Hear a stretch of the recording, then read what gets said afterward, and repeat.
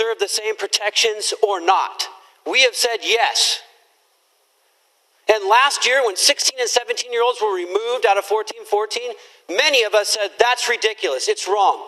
Every rational and sane person in California said, that's wrong.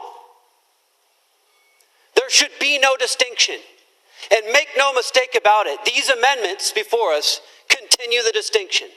It will be a different standard for 16 and 17-year-olds as it is for other minors. That's wrong. If you think that's wrong, you should vote no on these amendments. If you're fine continuing that distinction between 16 and 17-year-olds, which is crazy. It's crazy. Why? You give somebody on this floor, give me an example. Give me one good reason why we should treat them differently. You can't. You cannot justify it. So that's what we're voting on today. Make no mistake about it. If you want to continue that distinction, which is wrong, then you vote yes on these amendments. If you're ready to stop that and say, no, let's go back to the bill that the gentle lady from Sacramento introduced in the first place. And the author of these amendments, that's Rich, the gentleman from Burbank. He was perfectly fine with taking this provision out in his committee. He did that. And when he got called on it afterwards, he didn't say, oh no, I'll work on some language. He said, let's have an informational hearing in August.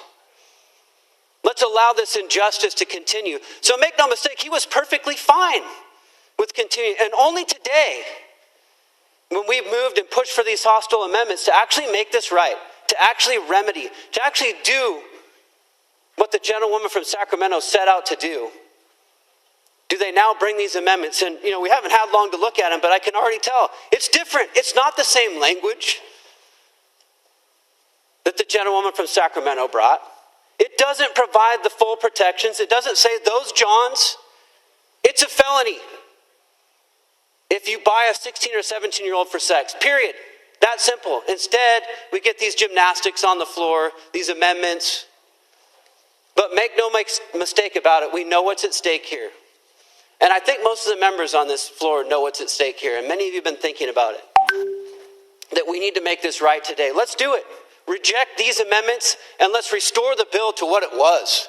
There is a breakdown in our process when we allow radical ideologues on committees. And I'm talking about staff who control the decisions oftentimes that come out of these committees instead of us as the members making the decisions. And I'm kind of tired of that, and you should be too. And it's happened too often in this committee where good bills, just bills get changed, they get denied hearings by a small minority of people, and some of them who are not elected. That's not right. But we could bring it to the full body, that bill, the original bill, and I guarantee you it would get a majority vote on this floor. Let's do that. Not some subterfuge, smoke and mirrors amendments here at the last minute that don't do the job. Let's bring the full bill back. In fact, that's what I was going to do today.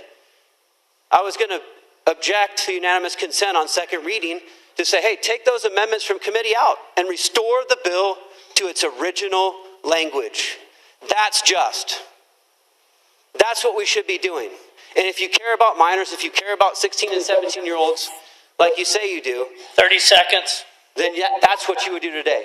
Vote no on these amendments and let's restore the bill to its original language. That's what needs to be done. And if you're not willing to do that, don't tell me that you're standing up for minors. You're not. You were fine to leave the amendments out. You were fine to continue to ignore them. You were fine to have more informational hearings. We don't need more information. This body needs a moral compass. And you need to stand up for it today.